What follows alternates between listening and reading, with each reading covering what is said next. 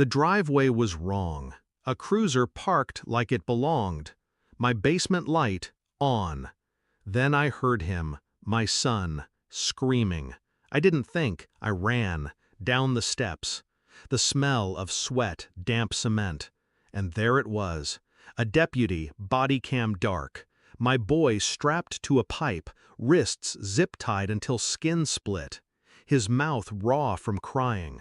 And her, my wife, standing there with her phone angled just right, recording, her laugh sharp, rehearsed. Let's see if Dad saves you. The deputy turned, startled, barked like a dog caught mid-slaughter. What are you doing here? I froze, but only on the surface. Inside, a tide shifted. They thought the game belonged to them. They thought wrong. That moment, that tableau, was their last mistake. The hours after were haze and glass. I cut the zip ties, lifted my boy into my arms, his sobs muffled against my chest. Police reports were written, sanitized. The deputy's word, her word, stacked against mine. The body cam, accidentally off. My wife smiling in the hallway, telling neighbors it was a misunderstanding. But I saw the glint in her eyes. Not fear, not shame, excitement. It wasn't an accident. Not the deputy, not the basement, not the game they tried to play. A deeper truth pulled at me, ugly and deliberate. This wasn't betrayal in the moment.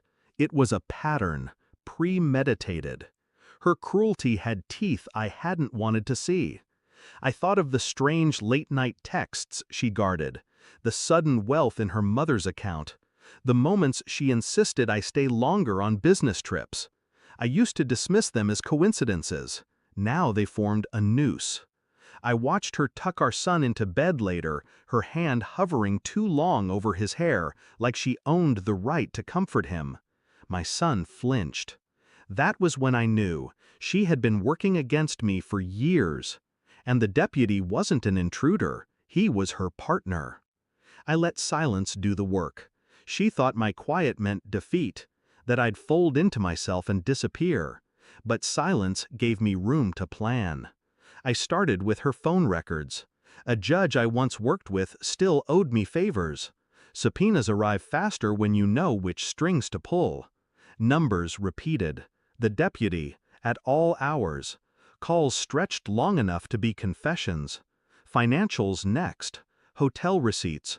Transactions routed through her mother, a private account. And then, the hardest cut. Messages stored on a cloud she forgot I still had access to. Lines that burned through my eyes as I read. He's so gullible. I want to see his face when it breaks him. Our boy screams just like him. It's funny. I sat in the dark, rereading. My son wasn't just collateral. He was the stage. And the cruelty wasn't impulsive. It was curated. A performance rehearsed between lovers. I remembered every time she'd told me to trust her. Every time I ignored the instinct clawing inside me. Not this time. I gathered it all. Records, messages, audio clips I pulled from her cloud. Piece by piece, I built a file too heavy for anyone to deny. She thought she had me boxed in, but I was the one tightening the walls. I chose a Sunday morning, calm. She liked to play the saint in daylight. I set the file on the kitchen table. Read. She smiled at first, smirked, really, until she opened it. Until the first page cut her breath short. Her eyes flicked through messages, bank trails, stills pulled from security footage she never knew existed. Her mask collapsed. I can explain. No. The word was flat, final. She looked at me, truly looked, and realized explanation wasn't an option. Her mother's voice in the hall broke, calling her name, but even she went silent when she saw what was spread on the table. The deputy's name, signatures, timestamps, all carved in ink. The betrayal was no longer abstract. It was bound in paper, undeniable, eternal. And for the first time, she couldn't laugh. I didn't raise my voice. I didn't need to. I sent copies to 3 people already: judge, attorney, internal affairs. If I vanish, they surface. If my son vanishes, they surface. If you breathe wrong, I leaned forward, voice cutting through her silence, they surface. She broke then. Tears, sobs, shaking hands, all useless currency. You don't love him. You never did, I said. You loved the game, the cruelty, the stage. Her mother tried to speak. I silenced her with a glance.